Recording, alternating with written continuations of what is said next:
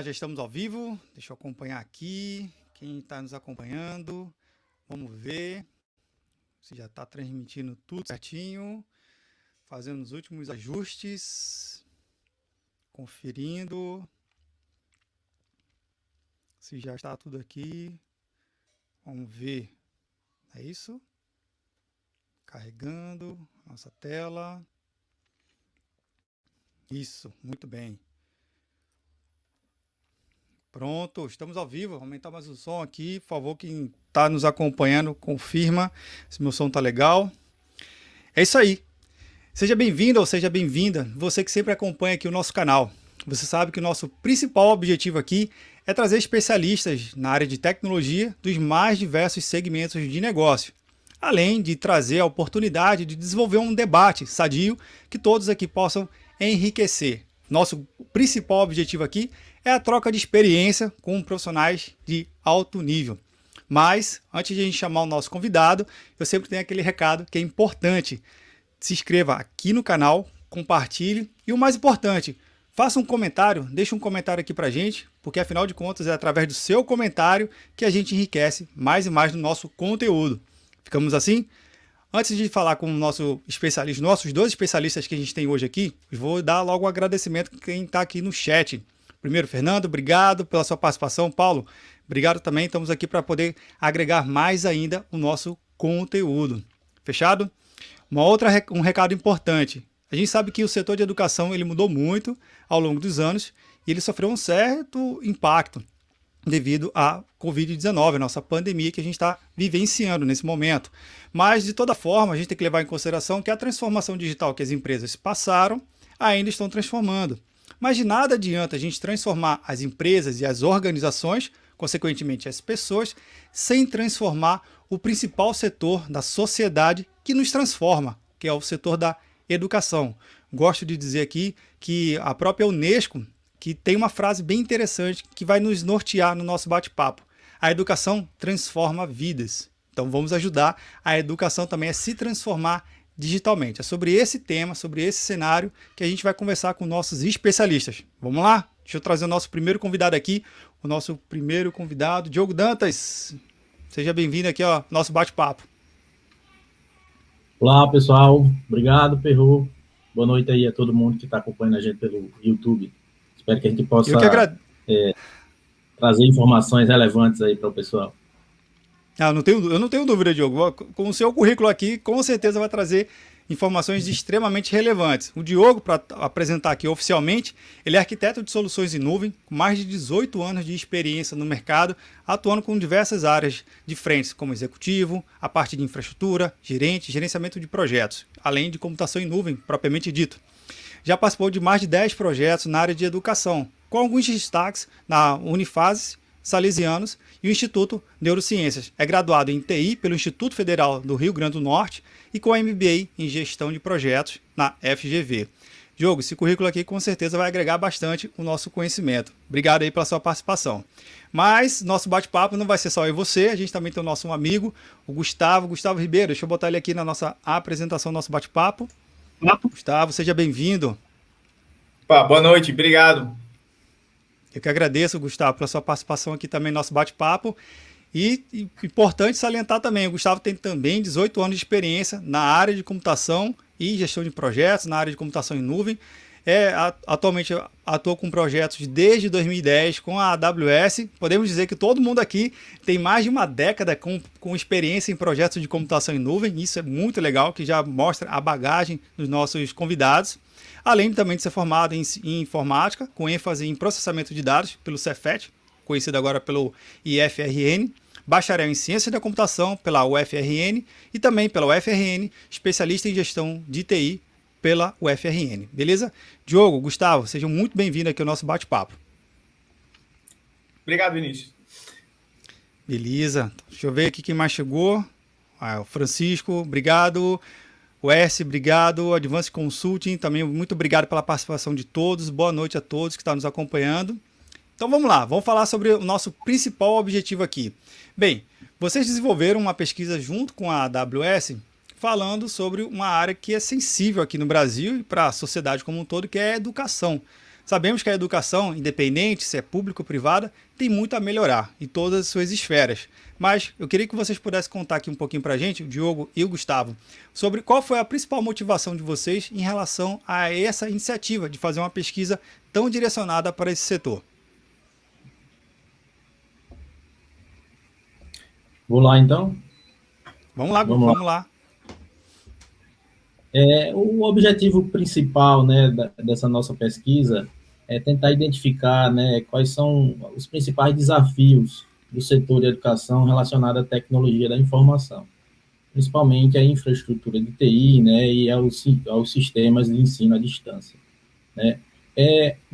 Se a gente identificando esses problemas, a gente consegue propor melhores soluções mais efetivas para resolver esses problemas e desafios do setor.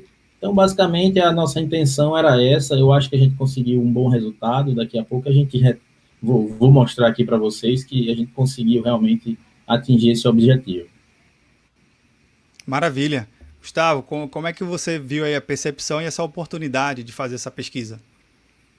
Para a gente foi uma oportunidade ímpar, né? Tentar entender melhor os nossos clientes, aquelas empresas que a gente tenta atender aqui no nosso dia a dia, né? E nós, como parceiros da Amazon, o nosso objetivo sempre está oferecendo as melhores soluções para as dores dos nossos clientes. Então, é importante para a gente, que já atua no mercado, já no setor, entender quais eram as principais dores, quais foram os principais desafios que a pandemia trouxe, né? E tentar propor soluções que possam trazer as companhias, as instituições, para o patamar que elas consigam inovar e dar continuidade aos seus negócios a partir desses novos desafios que eles foram colocados, né? Então, o nosso objetivo é tentar ajudar todo mundo, tentar fazer que a nuvem acelere esses problemas, esses resultados, né? E possa encarar esses problemas de uma forma mais tranquila.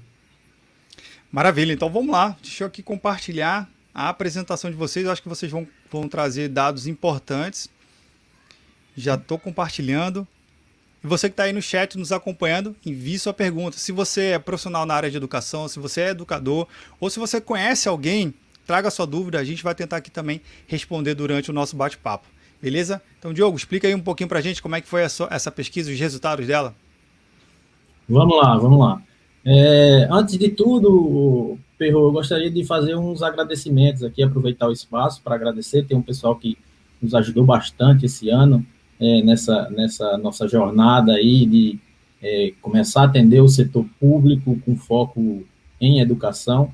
Então, primeiro, agradecer ao pessoal da AWS, na pessoa do Luiz Pinto, que é o líder do programa de parceiros para a América Latina, a Giovana Gaspar, que é a nossa PDM, né? É a gerente de parcerias que toma conta da gente lá na Amazon, que tem nos apoiado de forma assim, incondicional nessa jornada de inserção no setor público e no setor mais especificamente na educação.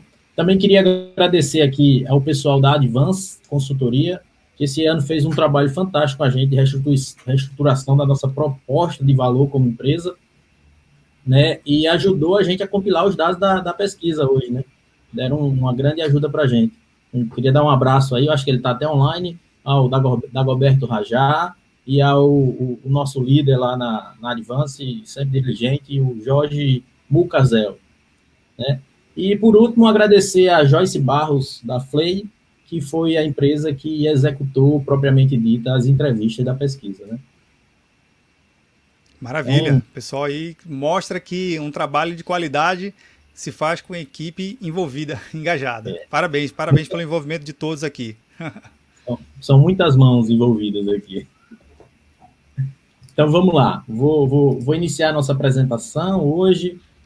Vamos falar um pouquinho do processo de transformação digital nas instituições de ensino e como a nuvem pode fazer para impulsionar, né, esse fenômeno da transformação digital, ajudando tanto escolas, universidades ou outras instituições que trabalham com a educação a se adequarem às novas exigências, né, dessa realidade.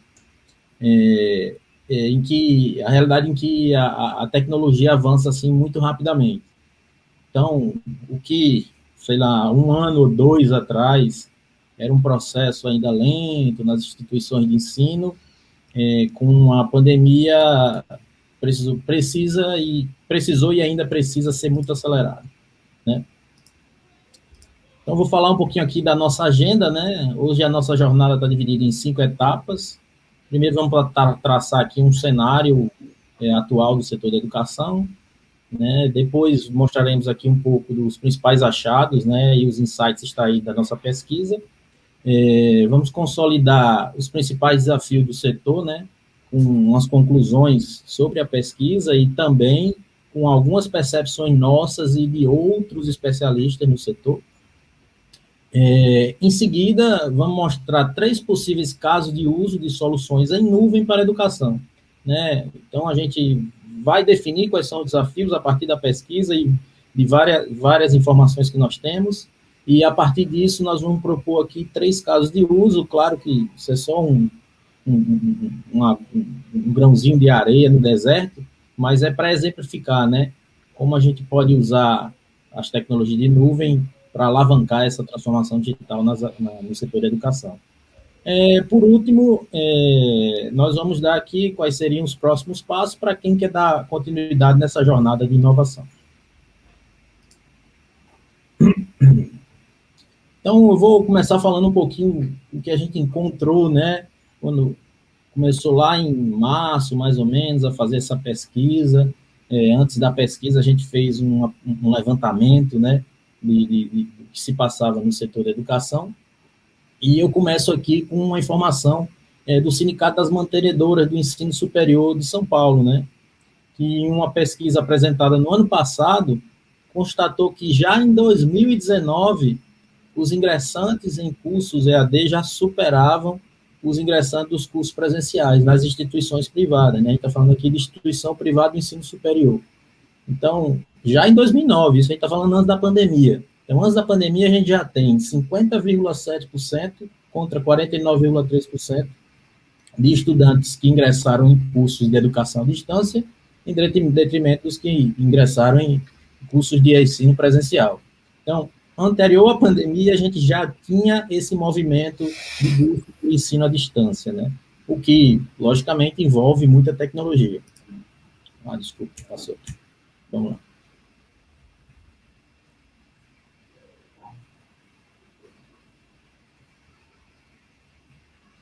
Passei aqui os slides. Já a OCDE em 2019 ainda, hein? Eu não cheguei nem em 2020. Isso aqui é pré-pandemia. Em 2019, antes da pandemia, né, divulgou uma pesquisa em que 59% dos diretores de instituição de ensino no Brasil já relatavam falta ou inadequação das tecnologias digitais para a instrução de alunos. Quer dizer, anterior à pandemia já se tinha esse problema relacionado, ou esse desafio, né, de você conseguir adequar as tecnologias digitais para ensino. Enquanto já em 2020, esse aqui durante a pandemia do Covid, né, a organização Todos pela Educação, que é muito conhecida aqui no Brasil, já alertava para o fato de que o fechamento das escolas iria aprofundar problemas já conhecidos, né, e acabou por trazer desafios inéditos, né, para o setor. Em escola que nunca tinha pensado em fazer ensino à distância. Aí, quando você fala em universidade, ensino superior, o pessoal já fazia um pouco, mas nas escolas, né, de nível médio, o ensino fundamental, isso não era uma coisa comum, e rapidamente eles tiveram que se adaptar. Mas isso não quer dizer que os problemas ainda não tenham resolvido todos os problemas, né? Existem muitos problemas. Enquanto isso, a Associação Brasileira de Mantenedoras do Ensino Superior chamava a atenção para uma demanda reprimida a partir de 2021, né? Porque os brasileiros, isso é uma citação deles, né, numa pesquisa deles, da Associação Brasileira de Mantenedoras. Os brasileiros que pretendem cursar uma faculdade não querem mais adiar o sonho de formação superior. E essa demanda reprimida se acumula para 2021, por causa do fechamento, né, das escolas e das instituições de ensino em 2020. Porém, esse fechamento continuou, né? É assunto do dia, né? Ontem mesmo, o ministro da Educação fez um pronunciamento sobre esse assunto. Então, é uma coisa ainda não resolvida. Então, muito provavelmente, essa demanda reprimida que se acumulava para 2021 vai se acumular para os próximos anos. Fazendo um resumo do que seria o cenário hoje, né? Nós temos, então, o ensino à distância superando o ensino presencial, mesmo que um percentual pequeno ainda, mas já como um fato desde 2019. Inadequação das tecnologias digitais para o ensino. Aí veio o Covid-19 e teve que fechar, as instituições se fecharam, questões sanitárias, e uma geração e uma demanda reprimida muito grande para os próximos anos, né? Então, nossa avaliação com esse primeiro cenário, ainda não estou nem falando da pesquisa, são só nossas percepções ainda, é que o ambiente é muito propício para a gente acelerar esse processo de transformação digital no ensino, né? Agora, não mais por imposições comerciais ou mercadológicas ou governamentais, e sim por necessidade de se adequar a essa nova realidade. É como, não tem mais o que fazer, ou faz ou faz. Ou faz ou está fora do mercado. E para as instituições públicas, tem que fazer, senão não vai conseguir dar aula. Verdade. E agora vamos falar. Vai lá. Não, Diogo, você apresentando esses números de pesquisa, eu achei super interessante porque você está mostrando, além de um dado, um fato, né? E até mesmo coisas antes da pandemia, propriamente dito. Porque há de se esperar que foi mais agravado na pandemia, mas o que já tinha um cenário a melhorar muito antes de ser instalado oficialmente as restrições, enfim, todo esse processo que a gente tem vivido ultimamente. Então, o que você deixa claro é que, por mais que a gente tenha o setor na área de educação, tenha várias oportunidades em melhoria, tem demanda, mas também já existia antes, só foi um pouco mais catalisado, propriamente dito, nesse momento. É isso? Exatamente. Você é bom de resumir, hein, cara? Legal, mas assim, eu acho que é bem interessante a gente deixar isso bem claro para quem está nos acompanhando aqui, seja ao vivo ou até mesmo na gravação, que esse tipo de trabalho é um trabalho muito diferente do que a gente acaba encontrando no mercado. A gente acaba vendo muita pesquisa americana, não que seja ruim, mas dados muito global, às vezes perde um pouco da nossa realidade. Aqui no Brasil tem particularidades, a gente sabe disso, mas os dados que vocês vão apresentar aqui, que vocês já estão apresentando, realmente traz muito mais realismo ao nosso contexto. E, de novo, reforça que se você é gestor ou gestor e trabalha na área de educação, com certeza você vai se enxergar em algum desses dados que o pessoal vai trazer. Então vamos lá, segue aí. Não, você tem toda a razão. É importante a gente absorver também as informações que vêm de fora, né? Até de países mais desenvolvidos e que estão mais avançados nesse processo de transformação.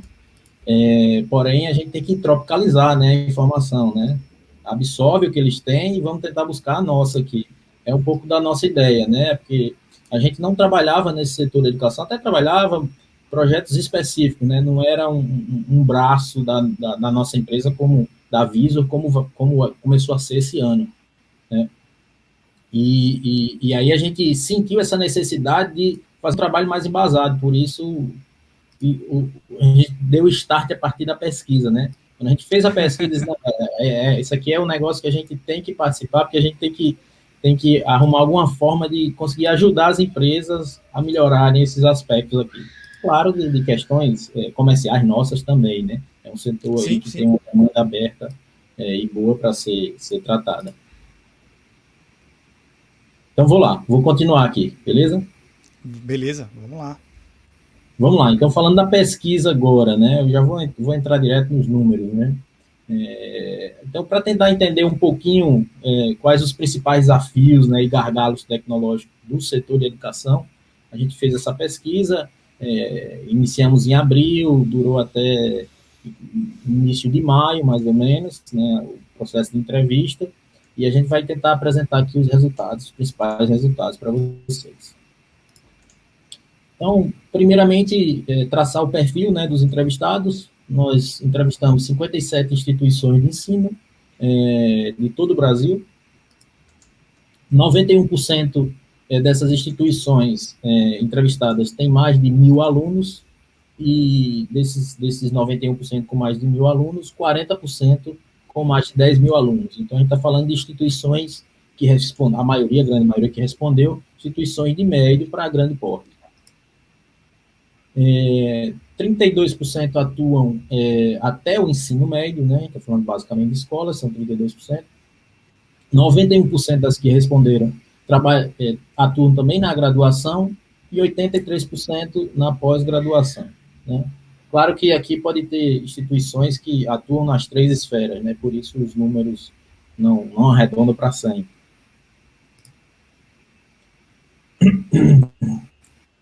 Então, uma das primeiras,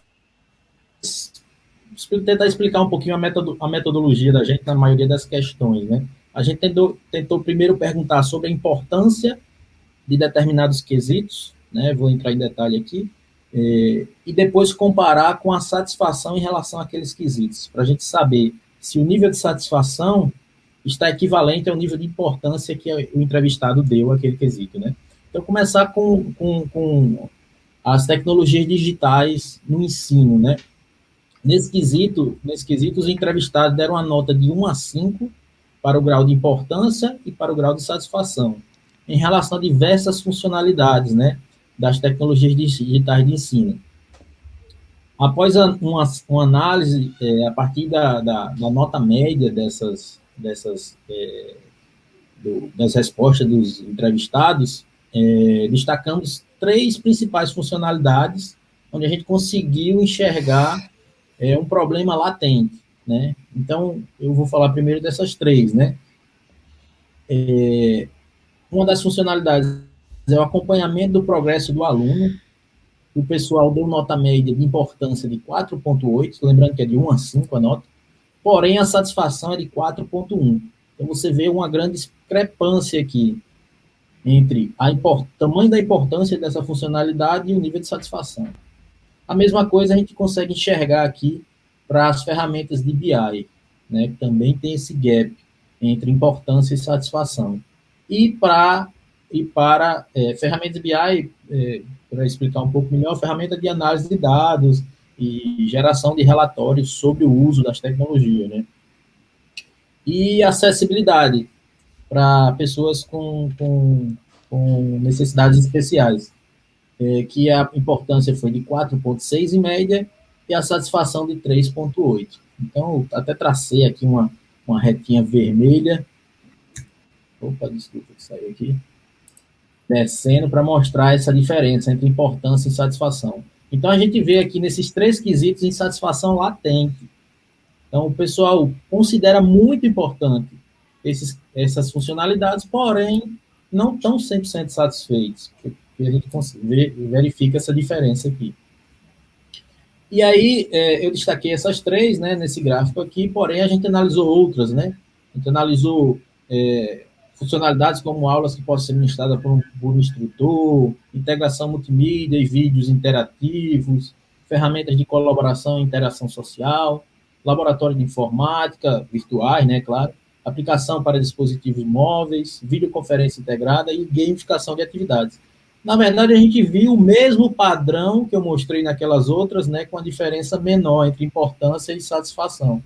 Mas, em geral, a gente já consegue concluir aqui que existe uma insatisfação generalizada basicamente em quase todos os quesitos, né? Nenhum quesito, a satisfação consegue atingir a média da importância.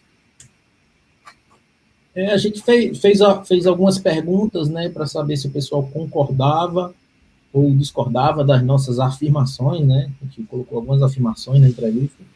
E eu gostaria de destacar essa daqui, que 30% concordam que os ingressantes, né, em cursos EAD vão superar os dos cursos presenciais nos próximos 12 meses. Porém, a gente tem um conflito aí com a informação que eu dei mais cedo, né? Que o SEMESP já tinha afirmado que em 2009 isso já tinha acontecido. E só 30% concordaram que isso iria acontecer.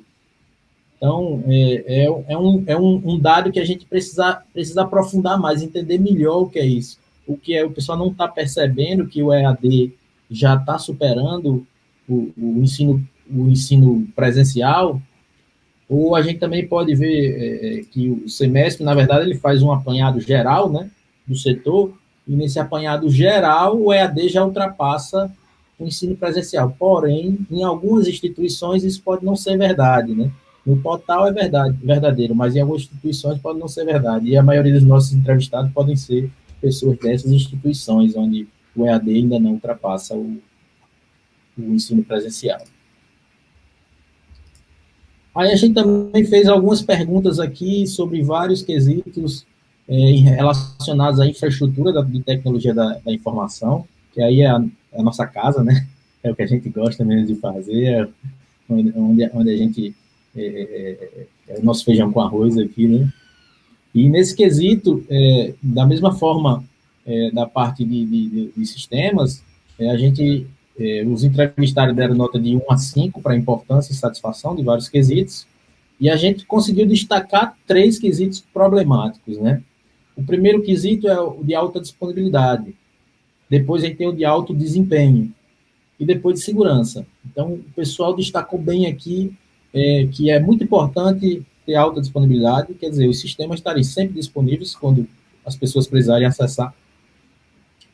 Ter desempenho bom, porque não adianta estar acessível e ser lento. E questões relacionadas à segurança, que foi o que teve a nota mais alta de importância. Certo? E aí a gente já detecta aqui o gap entre importância e satisfação nos 3 quesitos. Destaque aqui para de alta disponibilidade e desempenho, né? Segurança até que a satisfação foi um pouco mais alta, né? Mas mesmo assim ainda tem uma distância muito grande. Quer dizer, as pessoas aparentemente já usam os sistemas, mas não estão satisfeitas. E aí a gente também analisou, perguntou sobre escalabilidade, backup e armazenamento, e o problema se repete. Não na intensidade dos 3 que eu já destaquei, mas o problema dessa diferença entre importância e satisfação se repete. Então, mais uma vez, a gente já pode concluir aqui que existe uma insatisfação generalizada também relacionada à infraestrutura de TI, no setor da educação, né? E aí eu vou trazer algumas conclusões, né? Isso é uma análise nossa, né? Agora, das conclusões.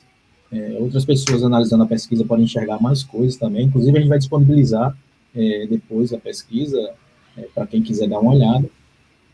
Mas, basicamente, uma das conclusões é que as instituições com mais de 1.000 alunos e que atuam no ensino superior são predominantes nessa nossa pesquisa, né? É uma pesquisa muito voltada aqui para instituições de médio e grande porte e do ensino superior. 30% das instituições já estão cientes que existe um movimento de aumento da demanda por ensino à distância. Isso é um dado muito importante. Quer dizer, um terço aí, quase praticamente um terço, já sabe que vai ter já sabe que está tendo, né, um aumento da demanda por ensino à distância. E a tendência é que esse aumento acelere, né?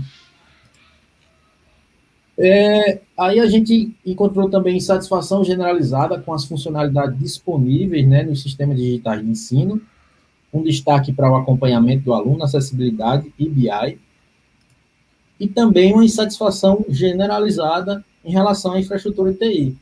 Um destaque aí para os itens, para os aspectos de alta disponibilidade, desempenho, e uma grande importância dada para o setor de segurança, né? Até porque a gente está agora iniciando, né, o governo iniciando a aplicação da LGPD, e aparentemente isso é uma coisa que a gente até notava e apareceu na pesquisa agora, a preocupação com segurança vem aumentado muito nos últimos 1 ou 2 anos, né, principalmente por causa dessa nova lei, né, a Lei Geral de Proteção de Dados, que agora chegou no Brasil também. Então, basicamente era isso a pesquisa, né? Eu vou voltar a bola para você aí, Perro, que Gustavo é quem vai assumir daqui a pouco, né? Falando dos desafios do setor, os casos de uso e os próximos passos. Obrigado. Poxa, legal, Diogo. da forma como vocês conduziram a pesquisa, eu acho que é uma coisa bem diferente, porque você medir, ou tentar medir a necessidade mais a insatisfação, né? Eu acho que isso é um dado muito legal a ser cruzado, porque a gente, acho que pula um pouco o estágio do desconhecimento de ter determinada tecnologia no ambiente, mas será que realmente está atendendo?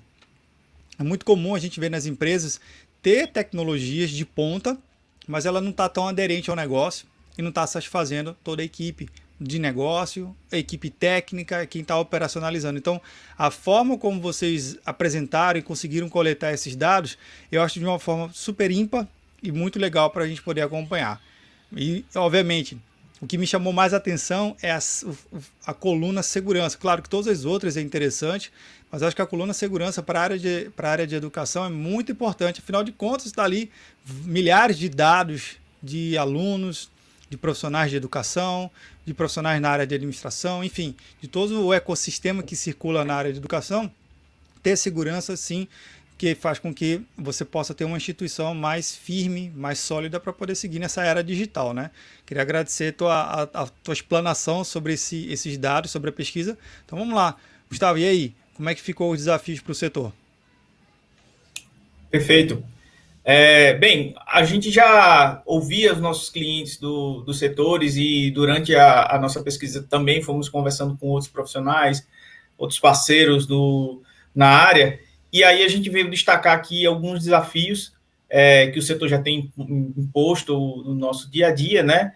E que vão casar junto com essa pesquisa que a gente fez, daí a gente pode juntar essas impressões e juntar os resultados da pesquisa e dar um direcionamento para essas dores, né, através de benefícios, através de soluções que não só a gente, mas qualquer outra empresa que está atuando dentro do setor do TI pode endereçar. Legal, cara, bacana. Então vamos lá. Deixa eu botar aqui o nosso amigo Diogo de novo. Interessante a gente entender que esses desafios, principalmente na área de educação, ele traz muito mais realismo à nossa necessidade. A gente precisa muito ajudar o nosso setor de educação a passar, a realmente se transformar digitalmente. Vamos lá. Segue aí, mestre. Vamos lá. Pode passar aí, Diogo.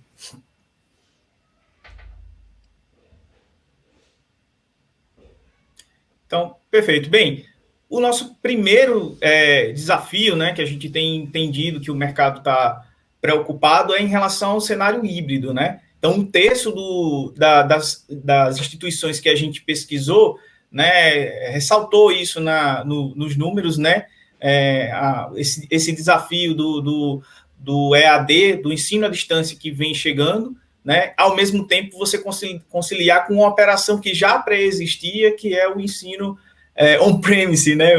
Até usando um termo mais da área de TI, mas o ensino presencial. Então, esse desafio de conciliar operações do remoto junto com o presencial, né, e as diferentes demandas entre essas operações realmente tem sido um grande desafio, né? Outra coisa é como o público interage, como ele reage nessas diferentes modalidades, né? E isso aí é um desafio para todos, não só para a TI, mas de todas as pessoas que estão envolvidas nesse processo, né? Os próprios professores, os gestores e os clientes, que são os alunos que estão ali dentro do sistema.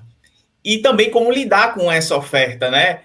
São ofertas distintas, eu vou criar ofertas distintas para o ensino à distância, eu vou criar uma oferta única, mas que tem canais diferentes para a mesma oferta, né? São as preocupações que o mercado tem colocado para esse novo cenário que a gente que as instituições estão colocando como uma preocupação desse ensino híbrido, né? Como vai ser essa oferta? Como eu trabalho isso, né? O próximo desafio é o desafio de implantação. O de centrais de atendimento remoto, né? Então, ficou estabelecido com o ensino presencial um atendimento presencial, enfim, eventualmente por telefone, mas essa realidade do ensino à distância, principalmente nesse momento que a gente viveu da pandemia, não só os clientes se afastaram do presencial, mas também os colaboradores dessas instituições também ficaram remotos, né? Então, o home office ele imperou bastante nesse momento e formou e forçou algumas premissas, né, em relação à privacidade, à segurança, e isso veio como preocupação para todas essas instituições. Como eu vou atender os meus clientes, né, em diferentes sistemas, em diferentes canais de atendimento, como é que eu vou fazer isso, né, dentro dessa realidade? Então, as diferentes modalidades de atendimento, elas passaram a ser uma preocupação, né? Então, não só mais o balcão físico de atendimento, a secretaria, enfim, a recepção, mas também tem um atendimento por chat, por telefone, nesse cenário de home office, até utilizando o VoIP, e até por e-mail. Então, as instituições passaram a ser forçadas a ter novas modalidades de centrais de atendimento nessa realidade de totalmente à distância, né, o 100% online. O nosso próximo desafio é exatamente da implantação dessa modalidade de ensino à distância, né? Então, a pandemia acabou forçando uma adesão em algumas instituições, em algumas camadas de ensino que não existiam nada em relação ao ensino à distância, e, eventualmente, pelo momento que a gente viveu, que foi um momento impositivo, né, de uma realidade que a gente, enfim, eventualmente não estava planejado, às vezes aconteceu sem planejamento. Então, houve esse desafio em relação a como implantar, qual a metodologia, que tecnologias utilizar, que ferramentas, e quem já tinha a modalidade, porque estava experimentando, tinha uma oferta ali mais marginal em relação ao ensino presencial, teve o grande desafio de amadurecer, né, essas soluções, esses canais, para grande demanda, né? Chegou um momento da pandemia que talvez algumas instituições teve 100% do seu público online, então talvez era um ambiente que não estava preparado, não tinha amadurecido o suficiente para essa realidade. Então, a implantação desses ambientes também se tornou um dos grandes desafios nessa nova realidade que a gente está vivendo, né? Uma demanda totalmente diferente do que a gente tinha em 2019, como isso pode ser implantado dentro da realidade de TI que eu tenho dentro da minha instituição. O próximo desafio, dos principais aí que a gente, do que a gente colheu, pode passar aí.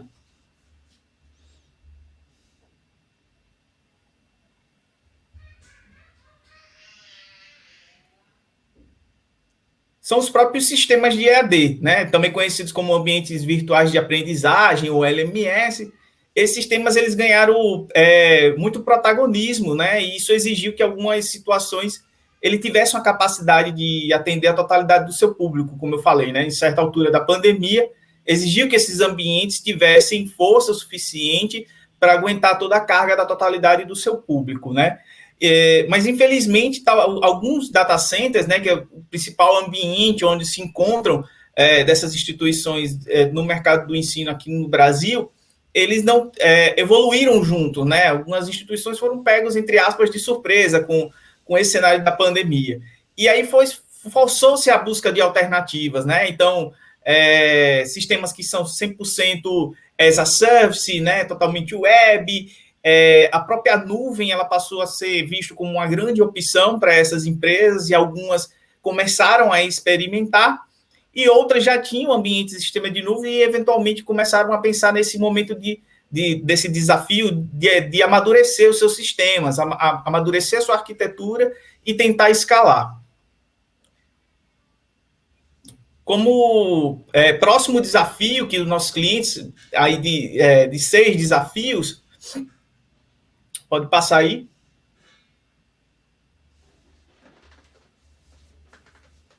O acesso remoto, né, dos próprios colaboradores.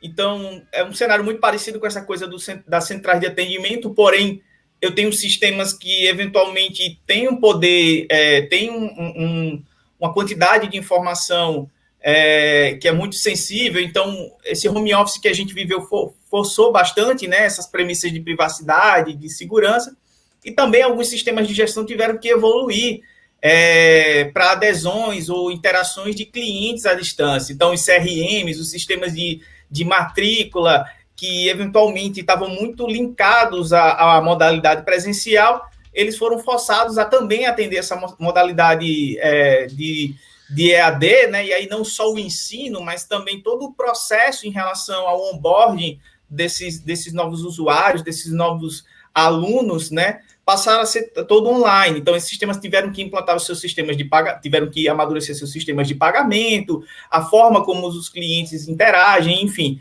Esse passou também a ser o grande desafio em relação ao acesso remoto desses sistemas de gestão das instituições.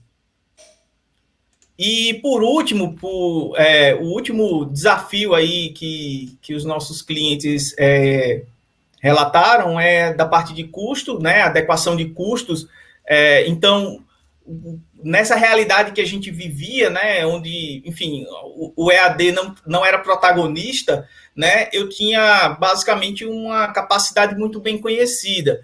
Na hora que eu tenho toda uma demanda que se transforma do presencial para o digital, eu tenho uma quantidade enorme de pessoas que eventualmente oscilam durante o dia ou durante até os próprios ciclos, né, do ensino, né, de época de férias, enfim, de início de matrícula, que normalmente acontece no início do ano, até as férias maiores que acontecem no final.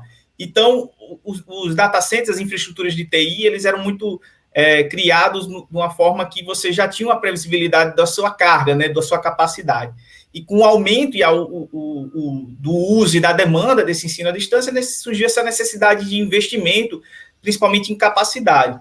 Porém, a gente está vivendo um momento que, enfim, de muita insegurança em relação, inclusive, à economia, né? O mercado tem, de forma em geral, não específico da área da educação, tem essa insegurança, e o mercado também tem uma série de dúvidas em relação ao futuro do EAD, né? Será que é um momento que a gente viveu ou está vivendo em relação à pandemia, ou se realmente esse 1/3 das pessoas que responderam às nossas pesquisas, elas realmente têm razão e realmente a gente precisa investir muito mais forte do que a gente já investiu no presencial, né? Então, essas inseguranças também geram inseguranças nos gestores, nos principais decisores dessas instituições, de como fazer esse investimento. E aí a nuvem se torna um grande candidato, porque a nuvem, ela não necessita desse grande investimento, né? Ela permite você experimentar sem necessariamente você fazer compromissos de longo prazo, né? E aí, passados esses desafios, né, aí tem as percepções em relação ao que a gente ouve do mercado, de outros profissionais da área de TI e da área de computação em nuvem, né? A gente também destacou aí, a infraestrutura on-premise, ele tem predominado nessas instituições, principalmente essas maiores, que foram as que mais responderam à nossa pesquisa. Acontece isso muito, né? A nuvem vai tirar meu emprego, a falta de conhecimento técnico da minha equipe, né? Tem um medo muito de mudar aquela história de que está funcionando, né? Aquela máxima que time que está ganhando não se mexe, né? Então, os profissionais eles foram muito pressionados para entregar inovação no ambiente onde as premissas estavam muito bem estabelecidas, né? Que era esse cenário de educação, caminhando no ritmo próprio do mercado. E aí veio a pandemia e bagunçou tudo. Então, trabalhar com algo que o time não conhece, né? Enfim, a exemplo aí da nuvem, se torna uma grande ameaça para esses profissionais, né? E aí, nesse caminho, a gente tem investido bastante na capacitação das equipes, né? Ajudando a pensar em inovação, mas também a reavaliar e dar uma eventual sobrevida ao legado que existe dentro dessas instituições, mas trazendo para o contexto de nuvem. E aí, isso enfim, aí falando um pouco da Visor, do que a gente tem trabalhado com esses clientes, é exatamente isso.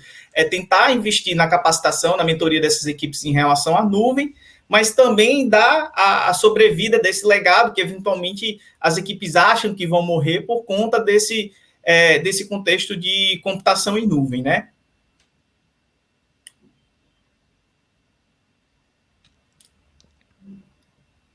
Alguns poucos, né, que já migraram seus workloads, seus primeiros workloads para a nuvem, né, já estão repensando alguns modelos e arquiteturas, vistos que a inovação tem grandes benefícios, não só técnicos, mas principalmente operacionais e financeiros, né? Então, quem já provou, gostou, os times enxergam mais possibilidades e é bem estimulante isso para eles, né? Eles conseguem pensar muito mais dentro daquela realidade que a gente vê, né, e consome de outros serviços, de redes sociais, de streaming, etc. Então, isso vem como entra dentro das empresas, das instituições, como um mar de possibilidades, né, como uma grande caixa de ferramentas.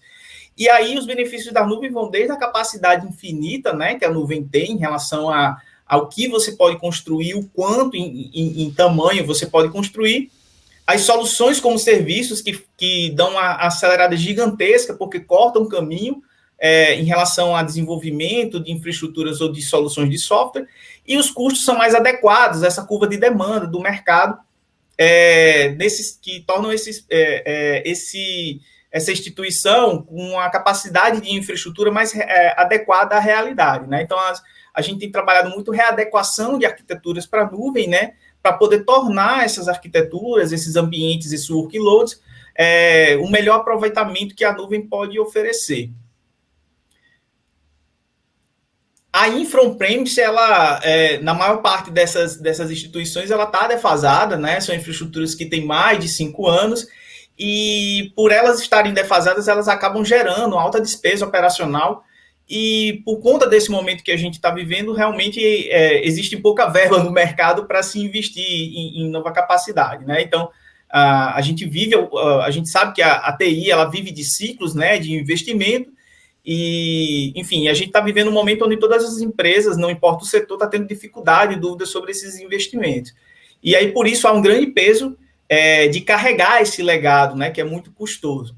E aí a nuvem, ela permite essa adesão sem grandes investimentos, o seu custo o custo é operacional, né, não é um custo de investimento que você tem que provisionar ali. E, enfim, isso pode ser um estímulo contábil para alguns setores, como o setor público, ou algumas empresas que, nos seus balanços, né, investir nesse momento, no momento que a gente vive hoje, direcionar mais os esforços para a área operacional do que para a área de investimentos faça mais sentido. E aí, nesse sentido, a nuvem encaixa muito bem, né? Existe esse desafio, né, da cultura, né, desenvolver, está muito enraizado o desenvolvimento de sistemas monolíticos, né? Existe ainda um desconhecimento sobre microserviços, containers, serverless, né? E aí, esses são desafios que vão além da área, vamos dizer assim, que a maior parte das empresas que estão atuando na área de computação em nuvem, como consultoria, né, como Aviso, né, esses desafios que são nos times de desenvolvimento, que estão passando por esses desafios de inovação, né, tem que trabalhar esses novos paradigmas. Por isso, aqui na Aviso, a gente tem a equipe dedicada a apoiar esses desenvolvedores nas empresas, né, a gente faz um trabalho de apoio, quase uma mentoria, praticamente, né, a gente segue uma trilha onde a gente atua junto com esses desenvolvedores nessas tecnologias de nuvem para potencializar os sistemas, os softwares, as arquiteturas que existem, né? Então, é muito importante, na hora que vai se pensar nessa mudança, né, nesses novos desafios, ter uma equipe que possa apoiar do código-fonte, né, até os servidores, para poder haver uma aderência e uma potencialização do uso da computação em nuvem nesses desafios que a gente está vivendo aí de mudança na área da educação. E há uma necessidade muito grande em relação ao conhecimento, né, sobre nuvem, né, enfim, para iniciar a experimentação desses benefícios que a gente sempre fala da nuvem, que é a resiliência, escalabilidade, segurança, agilidade, enfim, redução de custo. E aí o treinamento dos profissionais, seja em cursos ou até imersões que a gente consegue fazer, né, bota todo mundo na mesma página e consegue trabalhar todos esses benefícios em conjunto. E aí, partindo para os casos de uso, né, a gente vai citar 3 aqui, enfim, como o Diogo falou no início, é um grãozinho aí de possibilidades, mas pode servir de estímulo aí para algumas empresas pensarem nos seus primeiros workloads nessa nova realidade aí voltado para a nuvem, né? Então, Mas, Gustavo, antes de você entrar nesse caso de uso, você apresentando esses dados, eu estava pensando aqui na realidade do mercado, né? A partir do momento que você apresentou ali que o atendimento é um dos desafios na área de educação, e obviamente a gente não está falando somente do balcão de inscrição, da matrícula, né, da secretaria, da famosa secretaria, a gente está indo muito além. A gente pode dizer que hoje o balcão de atendimento ele está em todo lugar, aonde aquele possível aluno, seja já um aluno efetivado daquela instituição, ou de repente um novo aluno que possa se matricular naquela instituição de ensino. Então, considerando que eu preciso estender o meu balcão de atendimento, pincela aqui para a gente rapidinho, o que seria essas possibilidades? Seria somente um chat? Como é que vocês têm visto isso no dia a dia? É engraçado a gente falar disso, porque quando se fala no mercado de educação e fala tecnologia, né, se pensa muito naquele momento da aula, da pessoa ali no sistema como o Zoom, enfim, alguma coisa nesse sentido, e esquece que o universo do ensino ele é muito amplo em relação a como você vai interagir, né? E aí a gente está aqui, na verdade, para pensar pelos gestores também, né? E aí, sim, nesse sentido, a gente tem tanto esse cenário híbrido, né, onde eu tenho que ter a pessoa que tem que atender os dois canais, quanto tem também essa realidade onde pode ter instituições que vão trabalhar só o EAD como canal, né, só ensino à distância. Então, nesse sentido, a gente tem visto que os cursos eles se tornam infoprodutos, né, e acabam seguindo um ciclo muito parecido em relação à matrícula, ao consumo, o pagamento. Então, basicamente, você vai fazer tudo online, vai fazer o pagamento online, vai acompanhar tudo online, e a interação, o suporte, né, desses alunos vai acontecer também por esses tipos de canais que a gente já está acostumado de produtos online, né? Então, é um chat, é um e-mail, são os canais normalmente que acontecem de atendimento. No ensino híbrido, realmente há um grande desafio.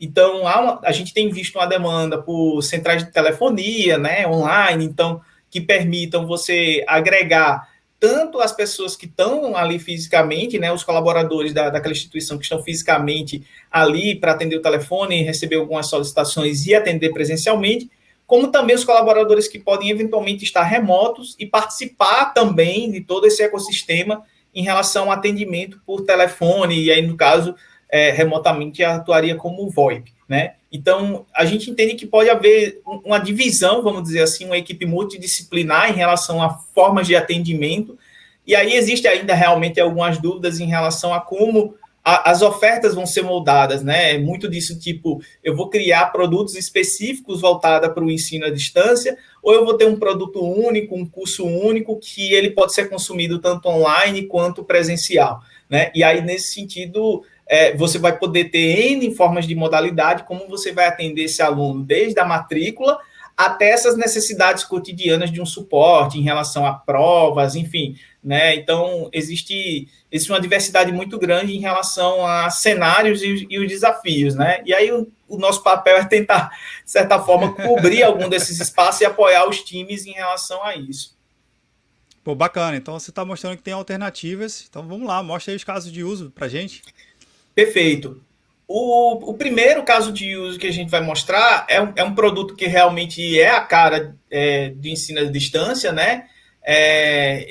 Os desafios desses produtos que são principalmente voltados a sistemas de ensino à distância, eles passam muito por sustentar a demanda crescente desse ensino, seja em escola, universidade, ou, enfim, às vezes tem negócios que usam sistemas de educação à distância para treinar os seus funcionários, né? Então, os times de recursos humanos acabam utilizando ferramentas de EAD para fazer o treinamento desses funcionários dentro daquela metodologia da empresa, né? E aí os desafios, eles sempre são de ter alta disponibilidade, ou seja, do sistema estar sempre online disponível para o uso, né? Ter desempenho, não ter aquela coisa de, tá falhando e etc., principalmente se estiver acontecendo algo que é ao vivo, né, que exige a presença das pessoas ali para poder fazer esse consumo do conteúdo, que eles sejam acessíveis, ou seja, que não importa quais são as restrições que a pessoa tem do outro lado da tela, mas que aquela pessoa possa consumir de uma forma igualitária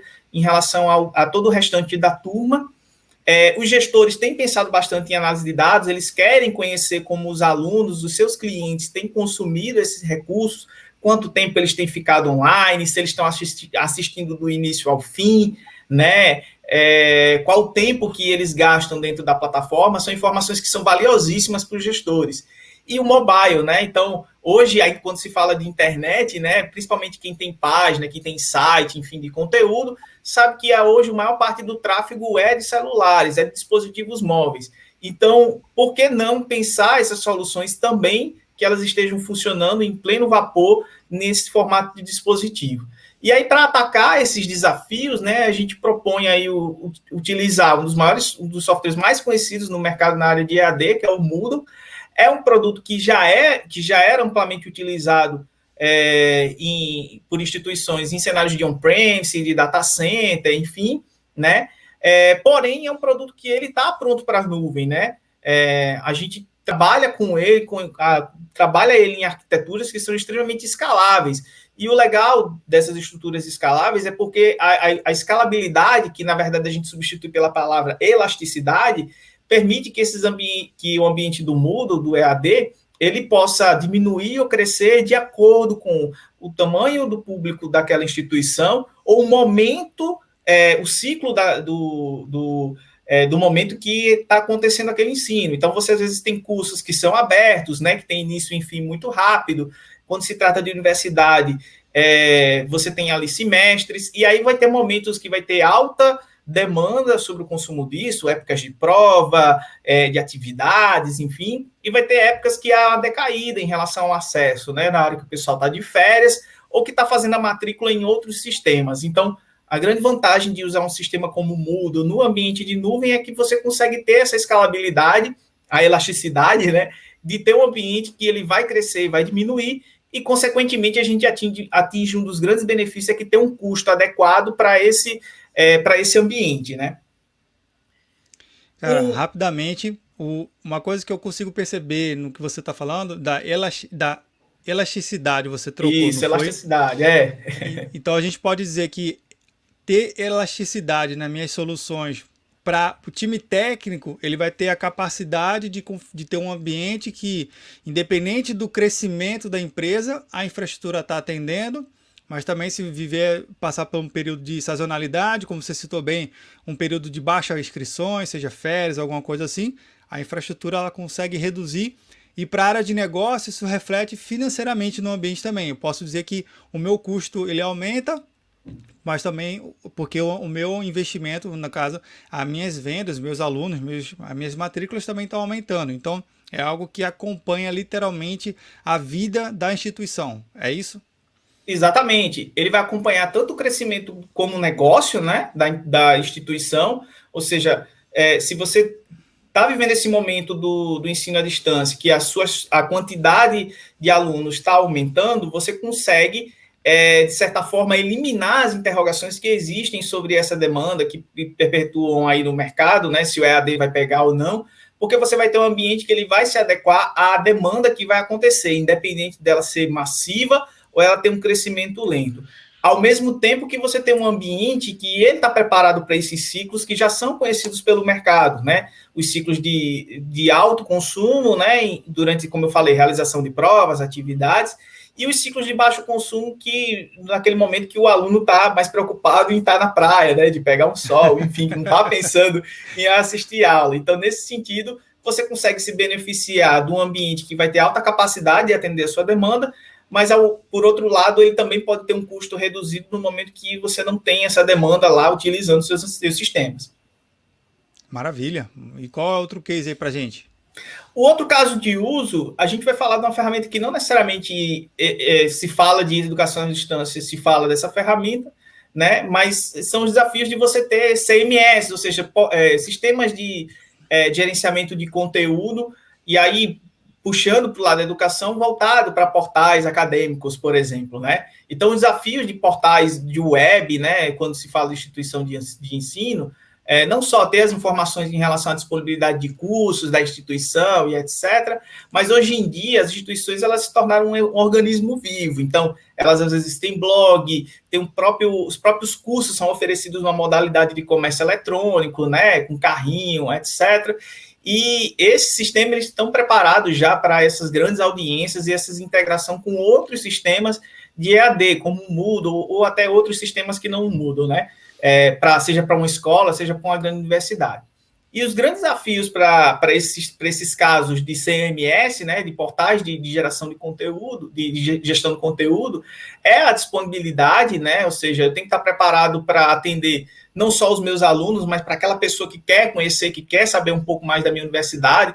às vezes quem passa pelo seu portal, pelo seu site, não necessariamente é o seu aluno, então você vai ter uma demanda muito maior do que aquelas pessoas que realmente você conhece, que tem nome, que tem CPF, ter desempenho, ou seja, que não haja travamento, que a pessoa possa navegar sem nenhum problema, e principalmente segurança, né? Então a gente está vivendo como o Diogo falou, é um momento de LGPD, etc. e tal, e toda a informação que a gente coloca online, ela tem uma preocupação em relação a se essa informação vai estar segura, né? E aí, para atacar esses desafios, a gente ataca com o WordPress, né? Então, aqui a gente tem vários clientes, não só da área de educação, que atuam com conteúdo na internet usando essa plataforma.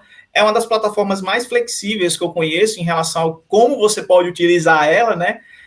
Seja para construção de ambientes, como eu falei aí, de portal, né, do portal da escola, da instituição, para poder recepcionar esses alunos, alguém que está interessado em algum curso, até um ambiente completo que integra tanto a parte de pagamento quanto o consumo de material, né, desses cursos, seja vídeo, stream, enfim. É um ambiente, né, que tem bastante flexibilidade. E a grande vantagem do WordPress na nuvem, né, que a gente tem trabalhado isso já em larga escala, é porque a gente consegue fazer uma entrega global, ou seja, o seu aluno ele pode estar em qualquer lugar do mundo, a gente consegue entregar essa tecnologia de uma forma muito mais rápida através de CDN. A gente tem uma série de integrações que permitem um armazenamento infinito, então você pode subir muito conteúdo online que você não vai ter preocupação em encher seu disco, né, como a gente tem normalmente em data center. Os backups automatizados, a parte de acessibilidade é muito boa em relação a isso, e o custo também ele acaba sendo flexível, né? Então, os ciclos diários, né? O de dia, de madrugada, de noite, e a gente consegue ter um ambiente de nuvem que ele se adequa a esses acessos, né? Então, ele também vai ter esse grande benefício de você ter um ambiente que tem um potencial enorme para poder absorver a sua demanda. Então, você pode lançar uma propaganda num programa de TV que tem alta audiência, que todo mundo vai entrar no seu site, vai conseguir ver, mas também você vai conseguir reduzir custos para aquele horário que está todo mundo dormindo, ninguém está interessado em ver nada sobre ensino, enfim, nada de consumir o seu conteúdo. Então, ele é muito flexível e ele está muito bem adequado para esse cenário de computação em nuvem. Gustavo, a gente tem um comentário aqui que eu vou botar na tela, do Carlos, que ele fala do cenário anterior, que eu acho bem interessante, que é assim, essa adequação à demanda se torna inviável em sistemas fora da nuvem. Ele está se reportando justamente essa capacidade da elasticidade. É verdade isso? No ambiente on-premise é um pouquinho mais difícil? Na verdade, você consegue resolver esse problema fazendo investimento na sua infraestrutura de TI, né? Então, você acaba provisionando infraestrutura para uma capacidade muito maior do que aquela que você tem cotidiana, exatamente pensando que um dia pode haver uma grande demanda e que você esteja preparado para atender. Mas você nunca sabe qual vai ser essa grande demanda, né? Ou às vezes você já sabe qual é a sua grande demanda e você está em vias ali de fazer mais aquisição de equipamento. Nesse cenário de on-premise é muito difícil porque você não consegue devolver seus servidores para o fornecedor de onde você comprou. Então, você não tem o grande benefício que é a redução de custo, né, que a nuvem dá exatamente nesses momentos de baixa audiência, né? Então, a grande diferença do on-premise não é nem em relação à capacidade, porque capacidade você compra no mercado, né? Basta você ter espaço para alocar seus racks e ter dinheiro para poder investir. Mas o problema é porque você não pode devolver espaço do seu data center, nem devolver equipamento para o fornecedor, e ele vai devolver seu dinheiro ali temporariamente, né, para você investir em outra coisa. Isso a nuvem consegue fazer. Eu acho... Vou dar um pitaco aqui, hein? Na verdade, o que precisa ser entendido é que existe uma necessidade de mudança de paradigma, né? Principalmente financeiro, que os sistemas on-premise, o paradigma é você fazer um investimento em capital, CAPEX, e isso vai te dar um retorno aí em computação, em capacidade de processamento, armazenamento e rede durante aproximadamente 5 anos, e você já se prepara para, quando terminar esse período, você já tem que fazer outro investimento em capital. Na nuvem, a gente muda o paradigma, né? o que era investimento em capital passa a ser investimento operacional, né? Então, você mudou de CAPEX para OPEX.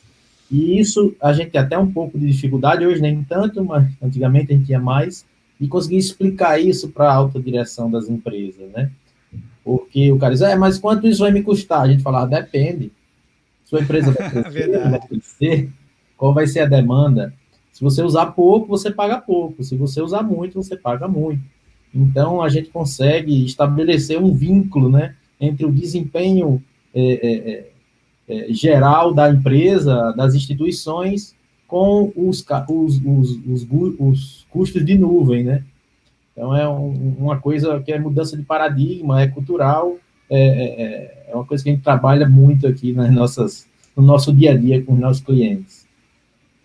Legal, Diogo, bem pontuado. E, Gustavo, qual é o próximo case aí para gente?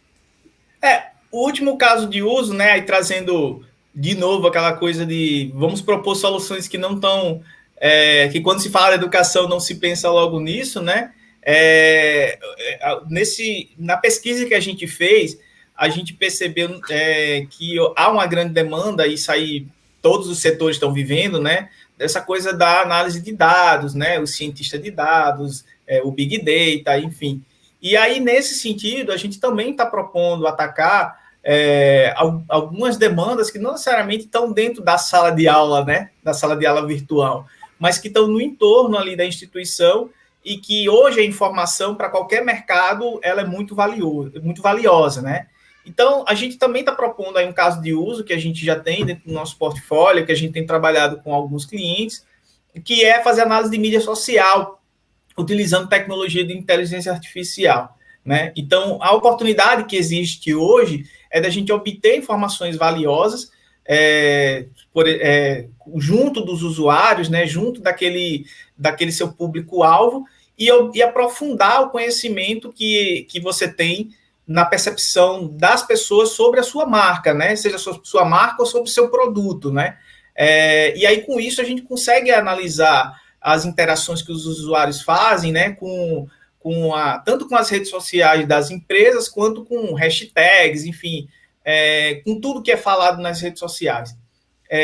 Especificamente esse caso, a gente está falando de Twitter, mas, enfim, isso se aplica a qualquer tipo de rede social.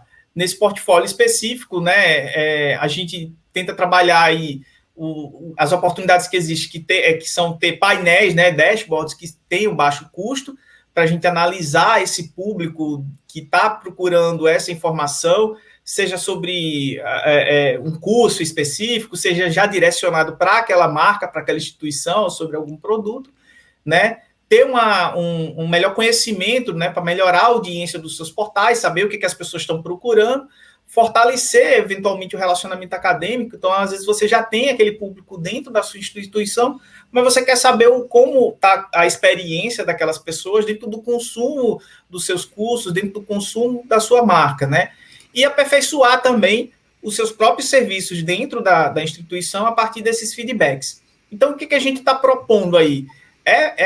Entregar dentro da nuvem, da infraestrutura de nuvem, uma ferramenta que possa facilmente fazer essa análise de sentimento nas redes sociais abertas, e aí, nesse caso, o Twitter, né? Então, a ferramenta vai lá, analisa a partir de palavras-chave que a própria instituição insere, né, de interesse dela. Então, pode ser a marca da empresa, o nome de algum curso, que, enfim, as possibilidades são infinitas do que você pode fazer.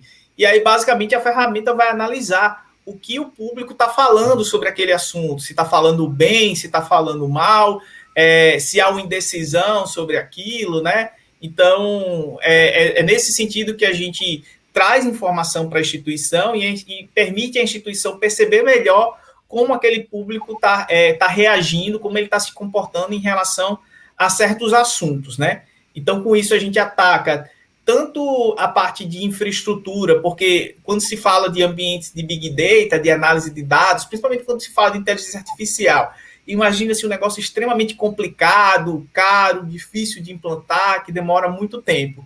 Nesse caso, como a gente faz um provisionamento na nuvem, é um provisionamento muito rápido, é feito todo de forma automatizada. Esse ambiente a gente provisiona em poucos dias, e, na verdade, a gente gasta mais tempo conversando com as empresas para entender o cenário que a gente vai trabalhar junto com elas e explicar como é que vai funcionar a ferramenta, né? A parte de implantação é a menor parte, né? É coisa que acontece em questão de horas.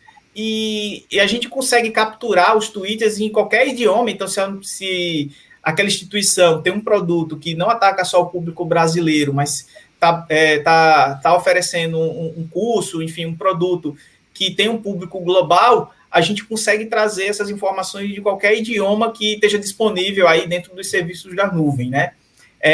E a gente consegue transformar todos esses insights em dashboard, né, em estatísticas, e isso, principalmente para o time de marketing, né, enfim, às vezes a instituição já tem um time que trabalha análise de dados, gera insights valiosíssimos, que aí você pode refletir depois nas suas ofertas, do ponto de vista comercial, ou até na mudança de alguns produtos, né, a forma como você está oferecendo esses cursos.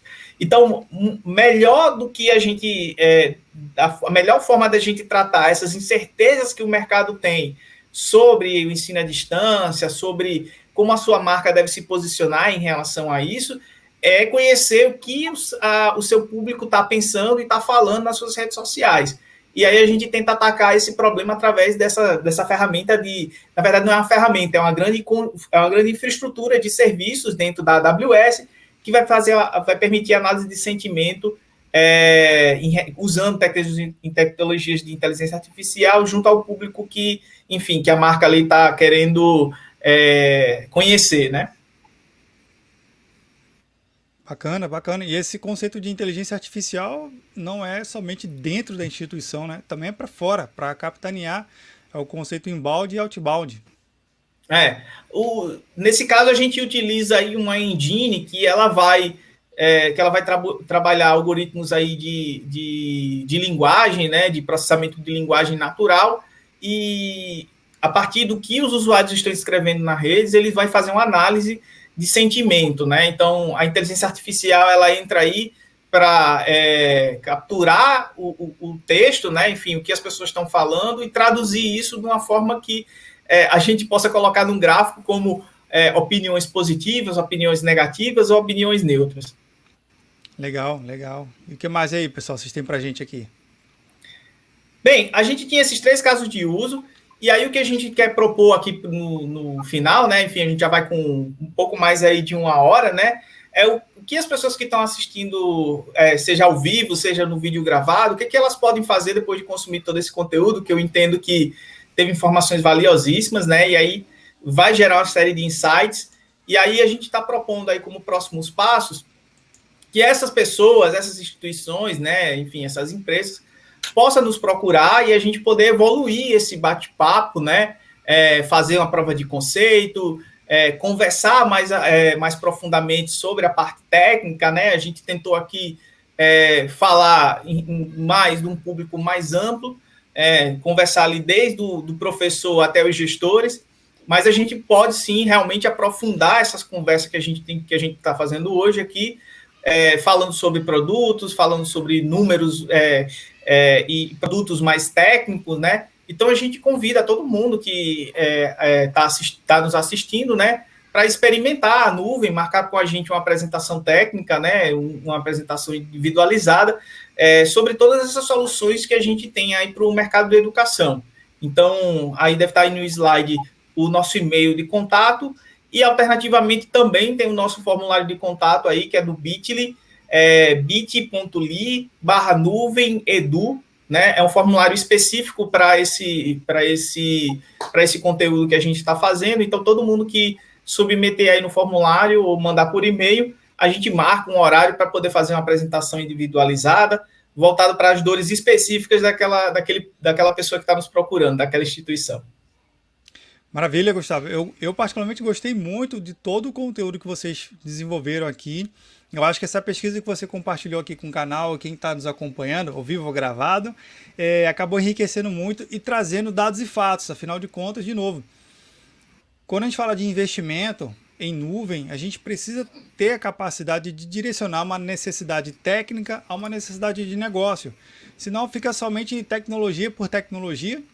Todos nós somos amantes da tecnologia, vibramos, é bem legal, mas ela tem que se sustentar em alguma coisa, seja uma dor, seja uma forma de atender o aluno de forma mais rápida, o professor de forma mais eficiente, entender? Então, acho que como vocês apresentaram, como vocês desenvolveram a pesquisa, fica aqui o meu parabéns. Ah, e tem um comentário bem legal do Paulo.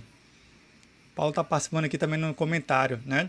Com o advento do Big Data, ou Big Data, pode-se extrapolar esse cenário para analisar informações já capturadas por diversas aplicações corporativas, muitas vezes desconhecidas da própria instituição. Esse cenário que o Paulo está citando aqui, eu acho que é muito o que confundem o pessoal. Eu só tenho que fazer meu Big Data com dados que eu ainda não tenho.